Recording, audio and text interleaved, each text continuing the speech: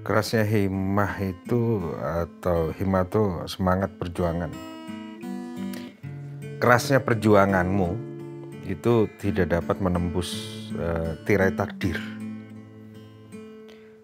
Kejadian-kejadian yang luar biasa dari seorang waliullah tidak dapat juga menembus bahkan keluar dari takdir.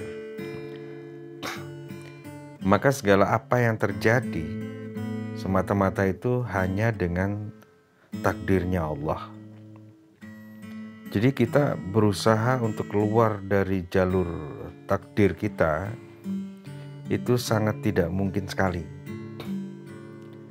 Jadi Allah itu hanya berkeinginan melihat, bukan berkeinginan, tapi yang diperhatikan itu prosesnya.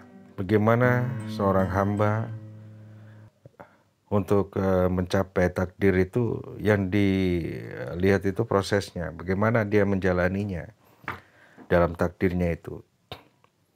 Untuk mencapai ketakdirannya itu dilihat dari prosesnya. Gimana? Apakah prosesnya ini dengan jalan yang baik, dengan lurus, yang sebenar-benarnya jalan kepada jalannya hamba kepada Allah, atau jalannya itu dengan syariat yang salah untuk mencapai takdirnya Allah. Ya, itu semua tergantung pada hambanya, kepada dirinya sendiri. Dirinya sendiri itu adalah sebagai imamnya, dan raganya ini adalah kendaraannya untuk menjalani di dalam takdir yang Allah berikan kepada hambanya. Jadi walaupun dia seorang wali,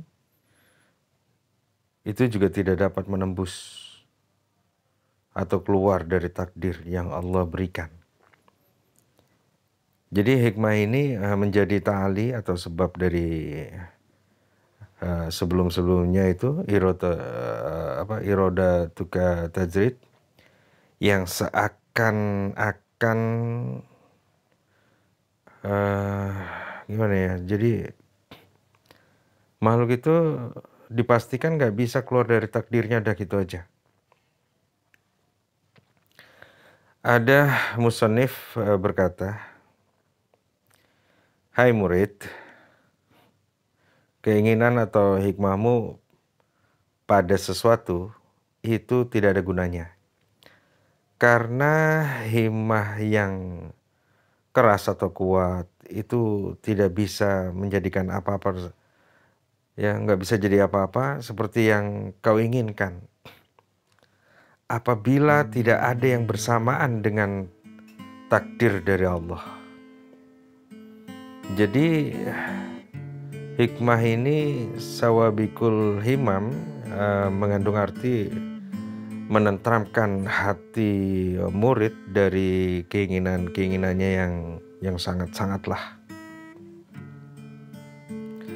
Sawabikul himam, keinginan yang kuat, apabila keluar dari orang yang soleh atau waliullah, itu disebutnya karomah. Apabila keluar dari orang yang fasik, disebutnya istidrat atau penghinaan dari Allah. Allah juga berfirman, "Dan tidaklah kamu berkehendak kecuali apa yang dikehendaki Allah, Tuhan yang mengatur alam semesta." Dan juga Allah berfirman, "Dan tidaklah kamu menghendaki kecuali apa yang dikehendaki oleh Allah. Sesungguhnya Allah Maha mengetahui, Maha bijaksana." Jadi hambanya Allah ini yang ingin keluar dari takdir itu sangat tidak mungkin sekali. Kecuali dengan izin Allah, sang hamba ini bermohon kepada Allah untuk dibuatkan takdir yang baru. Seperti itulah. Jika Allah ridho. Jadi ya sebagai makhluk itu ya kita itu ya tinggal menjalaninya aja. Menjalani, ikhlas. Tujuannya kemana? Ya tujuannya pasti ke Allah juga. Takdirnya bagaimana, diterima takdirnya gitu kan.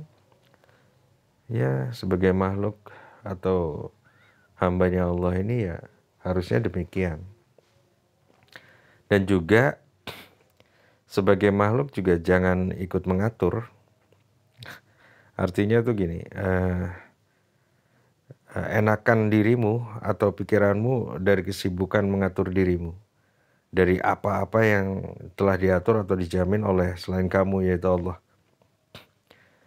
Nggak perlu engkau itu sibuk memikirkannya. Jadi nggak usah sibuk-sibuk mikirin, nggak usah ikut campur terus ngatur-ngatur takdir, ya kan? Jalani saja takdir itu sebagaimana yang kamu jalani sekarang ini. Kita di dunia ini kan ditakdirkan dengan takdirnya kita masing-masing. Tinggal jalani aja, ikhlas, ridho, konsisten di jalannya Allah. Dan terus urusan nanti tercapai atau tidak ya dalam takdir itu tercapai ya pasti tercapai. Karena semua hambanya Allah itu sudah ditakdirkan. Jadi nih ada yang dimaksud dengan tadbir atau mengatur diri sendiri. Dalam hal ini tadbir yang tidak dibarengi dengan menyerahkan kepada Allah. Apabila tadbir itu dibarengi dengan menyerahkan kepada Allah, itu diperbolehkan. Bahkan Rasulullah SAW bersabda, at-tadbiru nisfu ma'isya. Mengatur apa yang menjadi keperluan itu sebagian dari hasilnya mencari ma'isyah atau penghidupan. Hadis ini mengandung anjuran-anjuran ajakan untuk membuat peraturan di dalam mencari fadlnya Allah. Jadi pengertian tadbir di sini ialah menentukan dan memastikan hasil. Karena itu semua menjadi aturannya Allah. Alhasil tadbir yang dilarang yaitu ikut mengatur dan menentukan atau memastikan hasilnya. Sebagai seorang hamba wajib dan harus mengenal kewajiban. Sedangkan jaminan upah apa di tangannya majikan, maka tidak usah risau, ya, nggak usah risau pikiran, perasaan untuk ngatur, karena khawatir mungkin kalau apa yang telah dijamin itu nggak sampai kepada kita atau terlambat. Nah, sebab ragu terhadap jaminan Allah itu tanda-tanda lemahnya iman kita. Jadi tenang aja, kita kerjakan saja sesuai dengan tugas kita. Kita kerjakan segala sesuatu dengan ridhonya Allah dan di jalan Allah.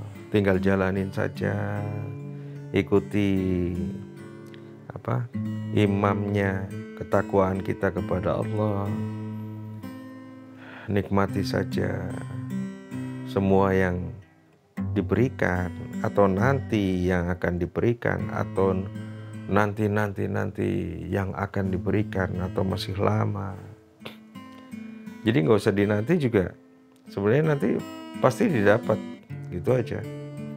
Jadi ya, dengan keyakinan kita kepada Allah, segala sesuatu yang hamba lakukan ya hanya untuk Allah Subhanahu wa Ta'ala, bukan untuk hadiahnya ini, hadiahnya itu. Ini loh, kamu kerjakan ini, pahalanya sekian. Kamu kerjain ini, pahalanya sekian. Jadi nggak usah cari pahala. Carilah Allah itu sendiri. Carilah yang memberikan apa? Segala sesuatu kebaikan. Karena Allah Maha Baik. Seperti itu. Ya, selagi hidup di dunia ya usahakan ya berjalan sesuai dengan jalannya di jalan Allah. Ya sedikit-sedikit, pelan-pelan, pasti kita bisa. Jika kita mau berusaha untuk mencapai keinginan kita untuk selalu bersama Allah, itu pasti bisa. Hilangkan ragu-ragunya atau ketidakyakinannya kita kepada Allah.